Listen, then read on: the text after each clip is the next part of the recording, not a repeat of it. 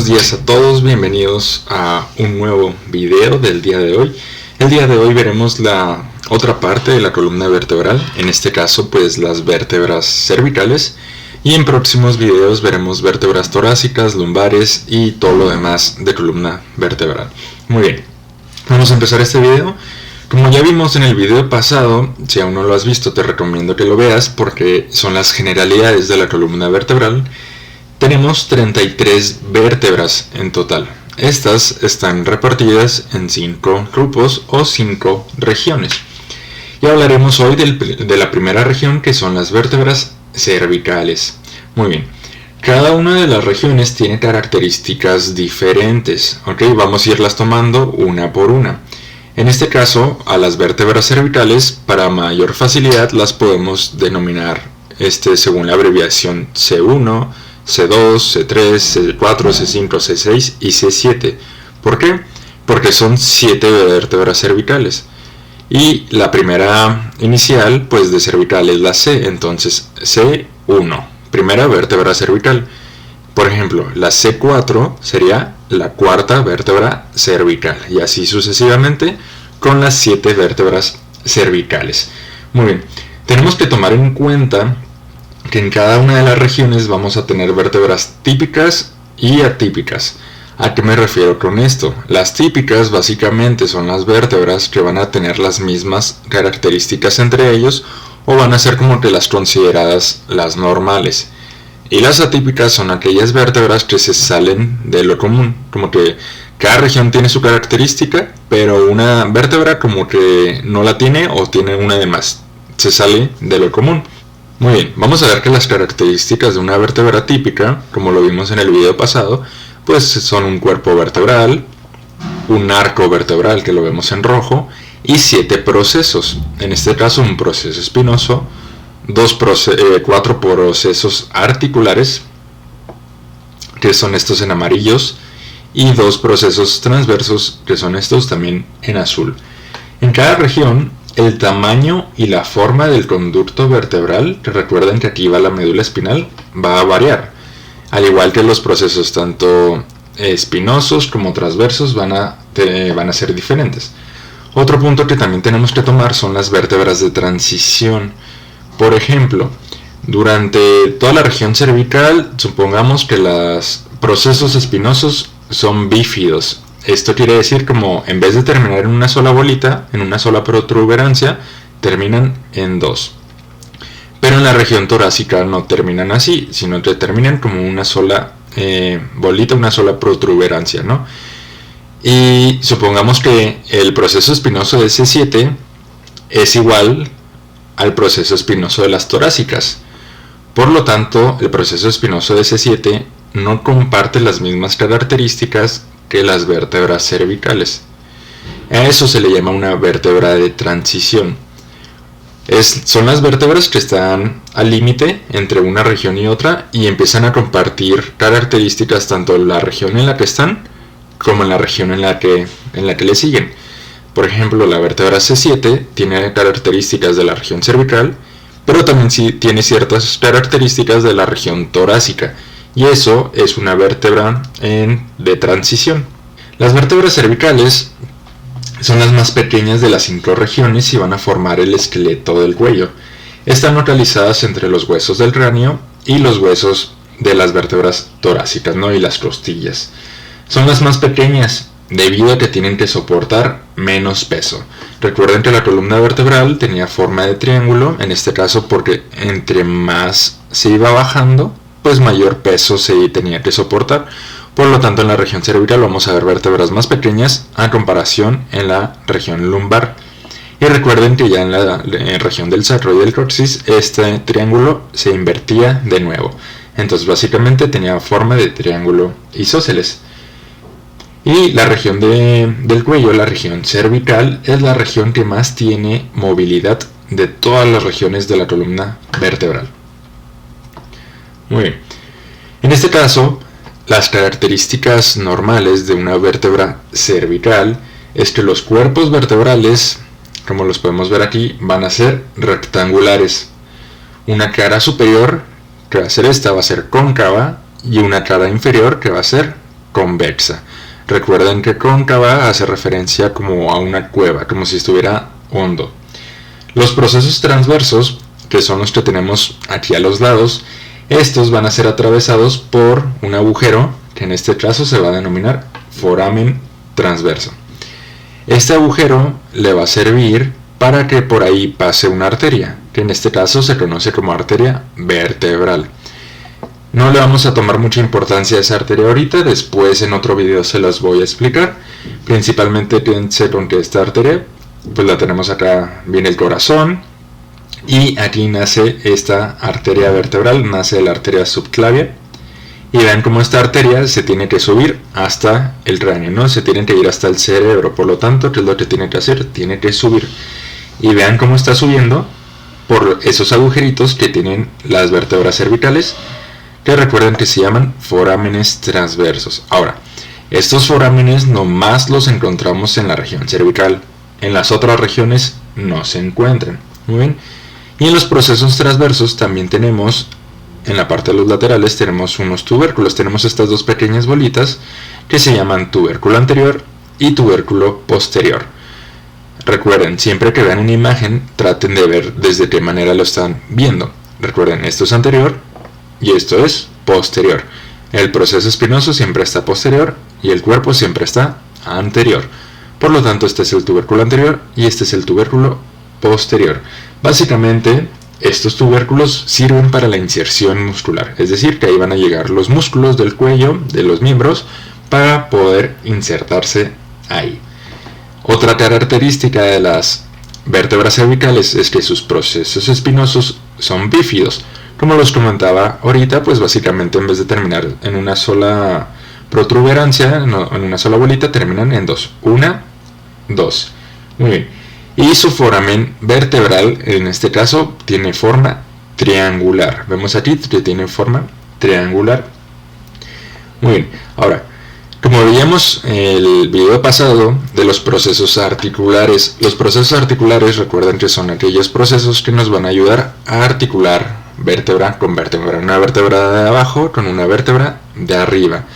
Y en este caso, pues tenemos estos procesos que se van a denominar caras articulares. Esto, recuerden, es cartílago y ayuda a unirse con las vértebras de abajo y con las vértebras de arriba. En este caso, estas caras se encuentran en una disposición oblicua, como lo podemos ver aquí, está como que en diagonal. Casi son horizontales, casi. Y esto hace muy susceptible que haya desplazamientos. Por ejemplo, si tú empalmas una vértebra con otra y las unes, pero estas cuando se unen, pues se unen, donde se unen, tienen una forma muy plana, o sus caras articulares son muy planas, por lo tanto pues no van a estar tan unidas, ¿ok? Porque fácilmente se pueden desplazar una sobre la otra, porque como están planas, pues se resbalan, ¿no? Y esto hace mucho esto facilita mucho que haya ciertos accidentes y desplazamientos mucho más fácil en la región cervical. Y en este cuadrito, si quieren tomarle fotos, si quieren sacarle una screenshot a la pantalla, porque en este cuadrito nos resume todo lo más importante, en este caso de las vértebras cervicales. Las características del cuerpo, del foramen, de los procesos transversos, articulares y espinosos. Otra recomendación que les hago es que siempre que vean estas cositas, estas letritas chiquitas en una imagen, en una tabla, siempre léanlas, porque muchas veces no viene información en los párrafos, pero sí vienen aquí en estas letras chiquitas. Perfecto, muy bien. Ahora vamos a ver cada vértebra de la región cervical, una por una. Principalmente tenemos que las vértebras típicas son de C3 a C7. Entonces, como les mencioné ahorita, las vértebras típicas van a ser todas aquellas que en una región pues tienen las mismas características. Es decir, que C3 tiene la misma característica que C4. Y C3 y C4 tienen las mismas características que C5 y que C6. O sea que todas son iguales. Las atípicas son aquellas que van a tener características diferentes, como C1 y C2. ¿Ok? Aquí hay que tener mucho cuidado porque el libro se contradice un poco. Recuerden que estamos con el libro de anatomía de Moore. ¿Ok? Básicamente, te menciona que las vértebras típicas son de C3 a C7, pero más adelante te menciona que C1, C2 y C7 son atípicas. Entonces ahí se está contradiciendo. Al igual, aquí te lo menciona en la tablita, C1, C2 y C7 son atípicas. Recuerden que pues tienen características que se salen de lo normal, ¿ok? Y a mi parecer, pues sí, C1, C2 y C7 serían las atípicas, y ahorita vamos a ver por qué. Mientras de C3 a C6 tienen todas las mismas características, y son las mismas características que acabamos de ver en la imagen esta. Como les mencioné ahorita, estos son los forámenes transversos. Estos serían pues los procesos transversos, y aquí está el agujerito del foramen transverso. La arteria vertebral es la que va a pasar por ahí, en la región cervical, excepto, aquí mucho cuidado, excepto en la vértebra número 7, ¿ok? En C7 la arteria vertebral no pasa. ¿Por qué? Porque el foramen transverso es muy pequeño, o incluso a veces ni existe, no está presente. Pueden comparar el foramen transverso, el agujerito de C7, con el de C6, ¿no? El tamaño pues es mucho más pequeño en C7. Entonces, si les preguntan a partir de qué vértebra pasa la arteria vertebral, que la podemos ver aquí, simplemente que está cortada, pero tiene que subir aquí el cráneo, a partir de qué nivel pasa, pues es a partir de C6. Muy bien. Y una de las principales características de C7 es que su proceso espinoso, que estamos aquí en posterior, bueno, primero, que ya no es bífido. Como les mencioné, los demás son bífidos, que tienen dos bolitas, pero el de C7 ya no es bífido, ya solo es una bolita. ¿Por qué? Porque es una vértebra de transición. Es decir, tiene características tanto de las vértebras cervicales como de las torácicas. Ya se está pareciendo un poco más a una vértebra torácica. Y su principal característica es que su proceso espinoso es el más largo de toda la columna vertebral. ¿Ok? Y por eso se le denomina vértebra prominente. Muy bien. Ok, ahora, otra de las características de las vértebras es que en sus tubérculos se hallan los surcos para los nervios espinales, como es el que podemos ver aquí en C3. Entre los dos tubérculos tenemos los surcos para los nervios espinales, principalmente los ramos anteriores. Recuerden que los nervios espinales son los nervios que salen de la médula espinal, y estos se dividen en un ramo anterior y en un ramo posterior. Muy bien. Y en el caso de C6, el tubérculo anterior también lo podemos denominar tubérculo carotidio. Y la razón de esto es que por ahí se encuentra la arteria carótida común, que es esta arteria que podemos observar aquí. En este caso estamos viéndola desde el lado derecho. Esta arteria carótida común se va a dividir en una interna que va hacia el cráneo, y en una derecha que nos da la irrigación de toda la cara, todo el cuello, todo eso, ¿no? Entonces, más o menos, la arteria carótida común pues va a pasar por el tubérculo anterior de C6. Por eso se le denomina tubérculo carotidia. ¿Por qué? Porque ahí, si encontramos este nivel, podemos comprimir a la arteria, y de esta manera pues podemos detener una hemorragia. Aquí estamos viendo un poco de anatomía de superficie. Recuerden que el proceso espinoso es el más largo de toda la columna vertebral. Estamos hablando de C7, y es el más largo en el 70% de las personas. Por eso se denomina vértebra prominente. Recuerden que les dije que todas las bolitas que podíamos sentir en la línea media de tu espalda eran los procesos espinosos, y el de C7 es el más prominente. Muy bien, vamos a ver la vértebra C1. Esta también la vamos a denominar atlas. Básicamente se denomina así porque esta es la primer vértebra, la que está en contacto con el cráneo y con el cerebro, y pues hace referencia a este personaje, que este es como si fuera C1 y estuviera sosteniendo al cerebro, que en este caso pues es el mundo. Esta vértebra C1 o atlas se caracteriza por carecer de cuerpo vertebral. Vemos como no tiene cuerpo, ¿ok? Tiene principalmente dos masas laterales, ¿ok?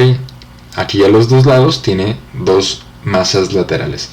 Y aparte de no tener cuerpo, tampoco tiene proceso espinoso. No estamos viendo aquí ningún proceso espinoso.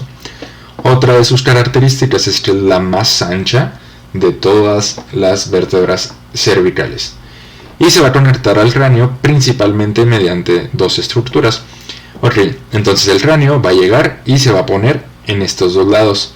Aquí es como si fuera una cuevita, como si estuviera hondo. Ok, entonces dice que la cara articular es cóncava.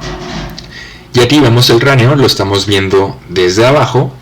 Y en su parte aquí de en medio tenemos estas pequeñas bolitas que se llaman cóndilos occipitales. Ok, entonces estas bolitas tienen que caber aquí en las masas laterales. Aquí la vértebra C1 la estamos viendo desde arriba y el cráneo lo estamos viendo desde abajo. Entonces estas dos bolitas tienen que ponerse aquí. ¿Ok?